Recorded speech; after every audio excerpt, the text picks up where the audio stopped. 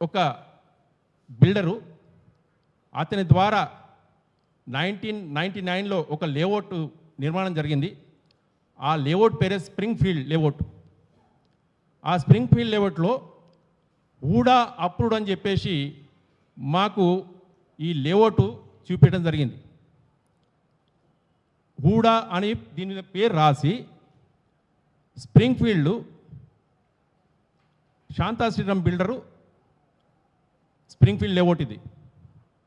దీంట్లో ఊడా ప్రకారంగా 100 ఫీట్ల రోడ్డు చూపించినారు, 40 ఫీట్ల రోడ్డు చూపించినారు, కానీ ఊడా అప్రూవల్ కాలేదు. ఊడా అప్రూవల్ అని చెప్పేసి అనేక మంది సామాన్యులు ఈ ప్లాట్లు కొనుగోలు చేయడం జరిగింది. 261 ప్లాట్లు సుమారుగా 20 ఎకరాల స్థలాన్ని లేఅవుట్ చేయడం జరిగింది. Illegal layout. ఈ లేఅవుట్లో ఎంతోమంది ప్లాట్లు కొనడం జరిగింది. కొన్న తర్వాత ఇది 22 లేఅవుట్, ఫస్ట్ ఫీజు కట్టాను, రెండో ఫీజు కట్టి అప్రూవల్ చేసుకొస్తా అని చెప్పేసి 1999లో చెప్పడం జరిగింది. నేను దీంట్లో 2 ప్లాట్లు కొనడం జరిగింది. ప్లాట్ నెంబర్ 39 311 గజాలు, ఒకటి ప్లాట్ నెంబర్ 152 211 గజాలు. దీంట్లో ఈ లేఅవుట్లో నేను కొనడం జరిగింది. ఇట్లా చాలామంది కూడా కొన్నారు. కొన్న తర్వాత ఇక్కడ జరిగింది ఏంటంటే పక్కన ఒక సిఎంఆర్ కాలేజ్ అనేది ఉంది. ఆ సిఎంఆర్ కాలేజీలో ఉన్నటువంటి ఎండి గారు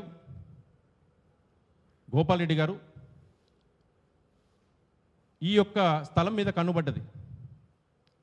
కన్నుబడి ఇప్పుడు 1999లో నిర్మాణమైనటువంటి ఈ లేఅవుట్లో అప్పుడు కొంచెం అడవిలాగానే ఉండే, అంటే సుమారుగా 25 సంవత్సరాల క్రితం కొన్నారు. చాలామంది కాంపౌండ్ వాళ్ళు కట్టుకున్నారు, అక్కడ వెళ్ళి ఇల్లు నిర్మాణం చేసుకోలేదు.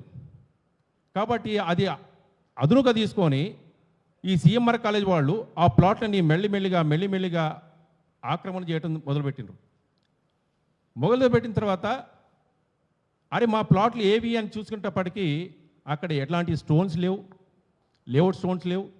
అవన్నీ మళ్ళీ శాంతా శ్రీరామ్ దగ్గరికి వెళ్ళి అడిగితే అన్న ఏం లేదు, మళ్ళీ రీలేఅవుట్ చేద్దాము అని చెప్పేసి మళ్ళీ రీలేఅవుట్ అని చెప్పేసి మళ్ళీ రీస్టోన్లు చెప్పించి అసలు ప్లాట్లే కనబడతలేవు. అక్కడ ఏమని అనంటే ఈ సిఎంఆర్ కాలేజ్ వాళ్ళు కబ్జా చేయటం మొదలుపెట్టారు.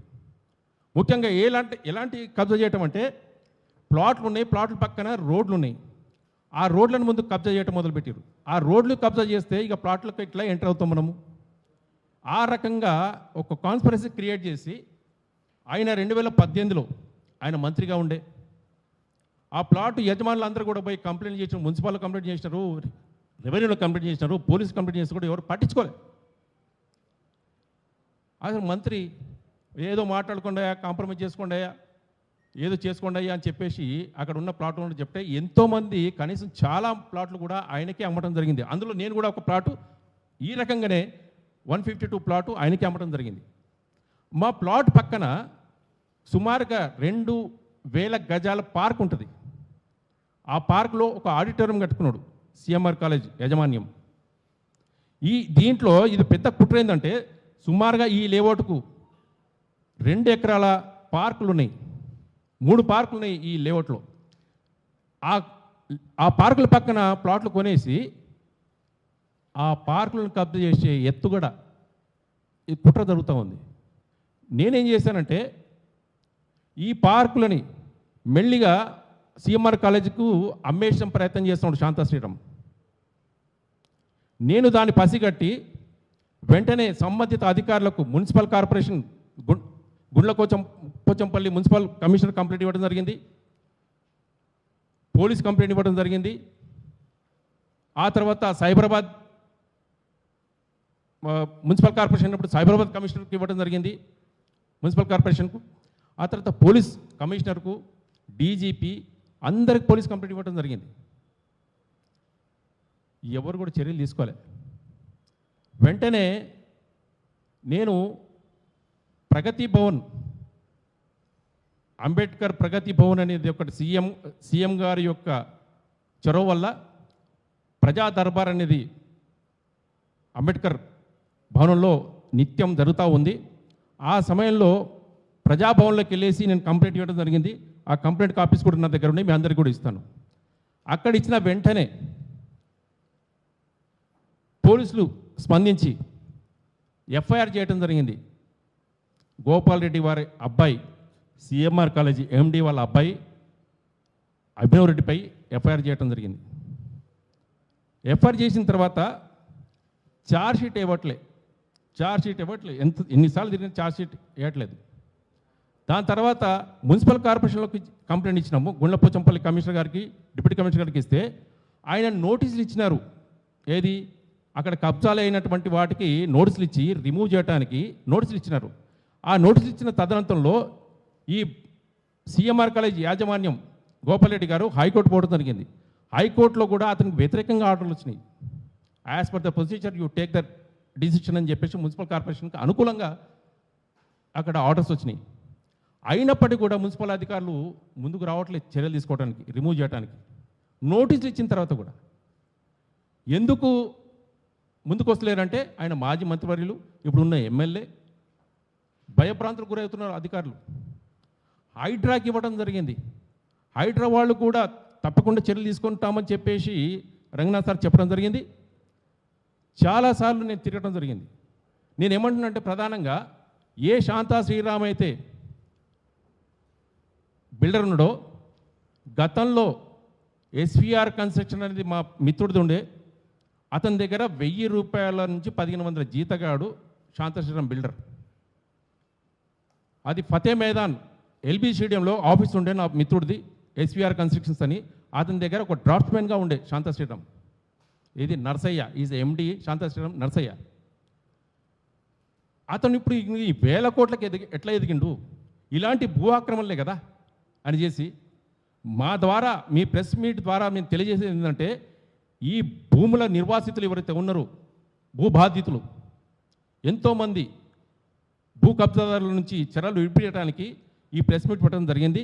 ఈ ప్రెస్ మీట్ ద్వారా ఈ Kandlakoya, Spring Field, HMDA fake layout కొన్నవాళ్ళు కూడా బయటకు వచ్చి ఇలాంటి కంప్లైంట్లు ఇస్తారని చెప్పేసి ఉద్దేశంతో ప్రెస్ మీట్ పెట్టడం జరిగింది. దాంతోపాటు ఎందుకు ముందుకు వస్తలేరని చెప్పేసి మీకు ఆలోచన రావచ్చు. ప్లాట్ ఓనర్స్ ఎందుకు వస్తలేరు ముందుకు, కంప్లైంట్ ఎందుకు ఇస్తలేరు అని అంటే, గతంలో సిఎంఆర్ కాలేజ్ యాజమాన్యం చామకూర్ల మల్లారెడ్డి గారు ఇంటి మీద సిబిఐ, ఈడీ రేడ్స్ అయినాయి. రేడ్స్ అయినప్పుడు ఆయన వాళ్ళ మీద ఏ రకంగా గూండాలతో దాడి పూనుకున్నాడో, ఆ తర్వాత పోలీస్ స్టేషన్కి వచ్చేసి ఇక్కడ బోయిన్పల్లి పోలీస్ స్టేషన్కి వచ్చి ల్యాప్టాప్లు పలగొట్టడం జరిగింది. ఏది, ఈడీ వాళ్ళది, సిబిఐ వాళ్ళది. ఆ ల్యాప్టాప్లు పలగొట్టిన తర్వాత కూడా ఆయన మీద ఎలాంటి చర్యలు లేవు. కేంద్ర ప్రభుత్వం ద్వారా కానీ, రాష్ట్ర ప్రభుత్వం ద్వారా కానీ. అంత పెద్ద ఇన్సిడెంట్ చూసిన తర్వాత సామాన్య ప్రజానికానికి భయాందోళనకు గురైన అమ్మాయి, అంత పెద్ద కేంద్ర ప్రభుత్వంలో ఉన్నటువంటి ఒక గొప్ప వ్యవస్థలని ఎదుర్కొన్నాడు, బెదిరించినాడు, ల్యాప్టాప్లు పలగొట్టిండు. మేమిస్తే ఏం చర్యలు తీసుకుంటారు, మా ప్రాణాలకు ఏమైనా హాని ఉంటుందేమో, ఆయన వ్యతిరేకంగా కంప్లైంట్ ఇస్తే అని చెప్పేసి భయభ్రాంతులకు గురై ఈ ప్లాట్ ఉండొచ్చు ముందు రావట్లే. ఇది ప్రధానమైన అంశం. ఆయన ఒక భయభ్రాంతులని క్రియేట్ చేసి పెట్టిండు అక్కడ, ఒక సామాన్యుల ముందు రాకుండా.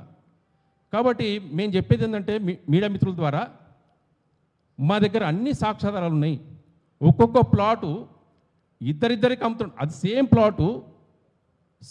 ప్లాట్ నంబరు ఇద్దరు ముగ్గురికి అమ్ముతా ఉన్నాడు శాంతా శ్రీరామ్ ఎండి నర్సయ్య గారు, నర్సయ్య గారు. అతని మీద ఏం చర్యలు లేవు. అంటే ఇద్దరు కొల్యూడ్ అయిపోయి, ఇక్కడ సిఎంఆర్ యాజమాన్యం గోపాల్ రెడ్డి గారు, అతని పేరు మీద లేదు, అతని కొడుకుల పేర్ల మీద అభినవ్ రెడ్డి, అనురాగ్ రెడ్డి, అతని పేరు మీద అన్ని ప్లాట్స్. ఈ శాంతా శ్రీరాము ఈ రకంగా డబుల్ రిజిస్ట్రేషన్ చేసి వాళ్ళ పేర్ల మీద చేయిస్తాడు.